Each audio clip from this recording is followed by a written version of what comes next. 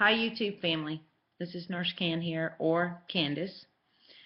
I am very frustrated right now because I have tried so many times to make this video and something has gone wrong tonight. So I'm going to get to my numbers first, because if it cuts off, that's all you're going to get, because I'm ready to throw this computer out the window behind me. I started my journey at 268.3 in the beginning of 2013. Lost weight, got down to 230, came back to 258.3, had a little bit of a meltdown because once again I had the regain. And the way my life has been going and my body has been going, by January of this year, 2014, if I had continued the way I normally would, I would probably be 275, 280. It seems like every year I lose at the beginning of the year, I'm successful, by summer I quit, drop off the wagon, gain all of it back, and then 10 to 20 pounds extra. And I just had a breakdown, and I knew I was headed toward 300 plus pounds, and I didn't want to do that. I'm an ER nurse, and I see a lot of sickness come through there, and I'm telling you, the majority of them are obese. If they're not obese, they're drinking, they're smoking, they're eating unhealthy foods on a regular basis, and they're not active. You can see those that are healthy that come in with just minor illness, but you can see death lurking on those people that don't take care of themselves.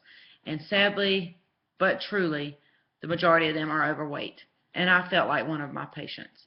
I was on blood pressure medicine that was not working, antidepressant, anti-anxiety, several different pain medicines, several different muscle relaxers, stuff for my stomach and my reflux. They just started me on high cholesterol medicine. You know, it was impending to me. I knew it was going to happen to me if I did not do something. And I asked God to help me. I prayed and I asked Him to please help me figure out what it is I can do to save myself, because I feel like I'm dying. Mentally and physically, I was dying. I felt like shit every day of my life. If I looked in the mirror, I felt even more like shit. And that's just as honest as it can be. And I was miserable, and life was not good anymore, and I wasn't enjoying anything anymore. That depression had set in, but I couldn't help it. The more I was in pain from the weight that I was carrying around, my back, my knees, my ankles, every day, and then to look in the mirror and see why I was hurting. I knew why I was hurting. I knew why I was unhealthy and my blood pressure was high. I was fat. And something had to give, and thank God I got an answer. Saw a video on YouTube about the vertical sleeve gastrectomy, and that's all she wrote. I immediately went forward with the plan to have this surgery. I didn't care what it was going to cost me. I was going to have it done. And don't know why I never thought about it before. Everything happens for a reason. It was just my time, I guess. I'm 39. I'll be 40 this year, and I am going to be the happiest and healthiest I've been most of my adult life when I hit 40, and I am so thankful to this surgery for that. My process was different than others because I am private pay, or I was private pay, so I didn't have to jump through the hoops that the majority of you have had to go through, and the only thing I know is to say, I am so sorry. I already know you're in pain and you're miserable, or you wouldn't have even gotten to this point or even thought about this surgery. But don't let anything stop you from getting it. Don't let fear stop you from getting it, because dying's inevitable for all of us. It's inevitable for those of us that are fat even sooner. So don't you be afraid of this surgery. Things do happen, but they happen with every kind of surgery, and people die from all the medicine that we take because of being obese. So those of you preparing for this, push forward. I wish you the best of luck. It has saved my life. I believe with everything in me that it can save yours. I do believe the sleeve has done its job. I do believe that I also have to hold myself accountable. I have a tool that's going to help me, but I'm aware that if it fails, as some people call it, it will be my fault, because I stopped counting those calories. I stopped watching what I was putting in my mouth. I stopped putting protein first. I stopped drinking the water, and I stopped exercising. You just have to take responsibility for yourself at some point. So, getting to my numbers. 268.3 was my highest weight in 2013. I got down to 258.3. I had a 2-week pre-op diet, and I got down to 247. Today is my week 14 post-op, and if you watched my video last week, I was 207.3 and whining about that 206-pound wall that I have hit in the past and could not seem to break through. I am happy to say that I am 205.3 today. I did get down to 204.4 somewhere during the week, but I'm back up to 205.3. I don't care. I'm down 2 pounds since last week, and I am down below 206. So I couldn't be happier about that. Since my weight loss has slowed down from, I guess it was probably 3 to 4 pounds a week. Some weeks more or less. But as we get further in the journey, and I start to wonder, am I slowing down in this process, or am I going to push through to that 100-pound loss that I need?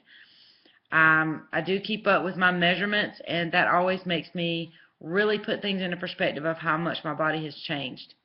So I did my measurements, and I'm happy to say that just in the last 3 weeks, I have lost another 6.75 inches from my body. So that is a total of 39 inches that I have lost since I had the surgery. I've lost 63 pounds altogether, 41.7 pounds lost in the last 14 weeks since surgery. Whew. Got it out. So if the video cuts off, I got in the most important information. I'm happy with where I'm at.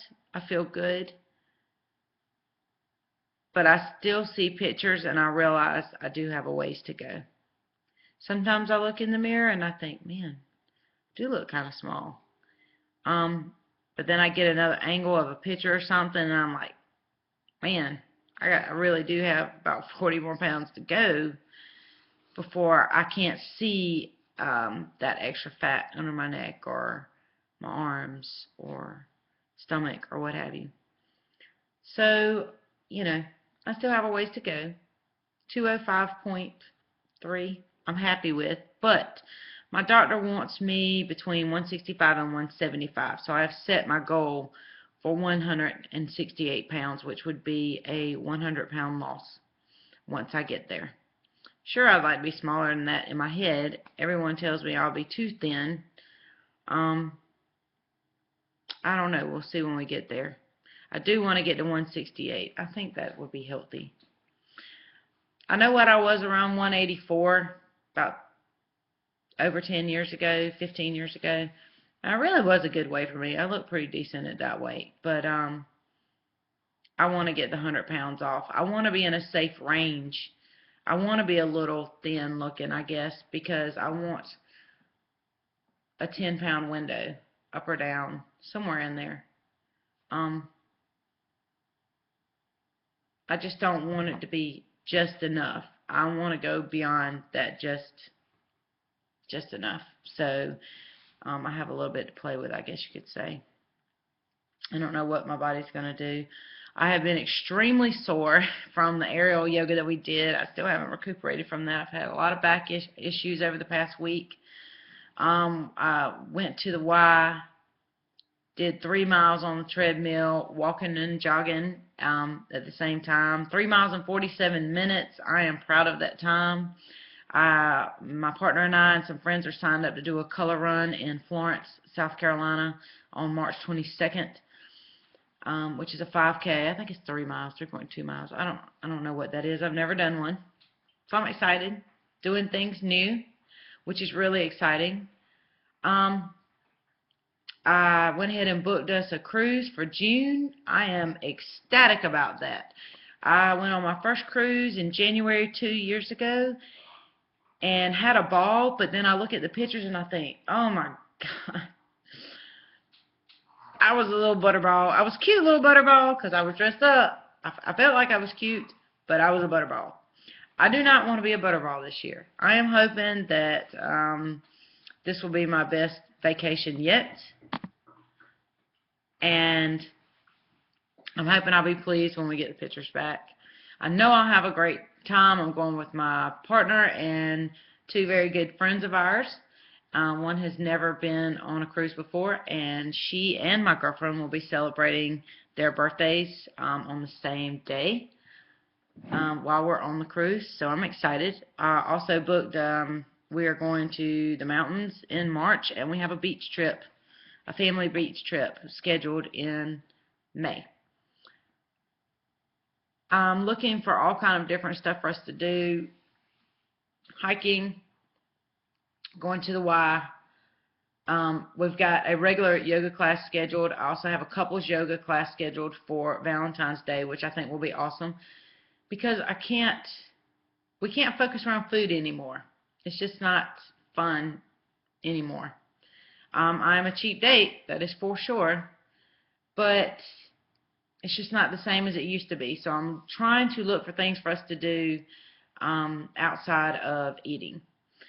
One thing that we have started doing, and I don't know what other couples are like, but I'm with my best friend, and we just got through reading the Hunger Games to each other. We would take turns reading out loud, and so we both could enjoy the book at the same time, and it was wonderful for us to connect and to do something together that was fun and enjoying, and we can't wait till the last movie or movies of the Hunger Games comes out. We even just bought a new series to start reading to each other. So you just got to look. We did look up, one thing I want to do too is where you go to like it's a place called Sassy Paints around here, but it's Sipping Art or Sipping Paints, where you go and you paint and you drink wine while you paint. Yes, I know, wine could be a bad thing when you have a sleeve, but 1 or 2 glasses in moderation is not going to kill anybody.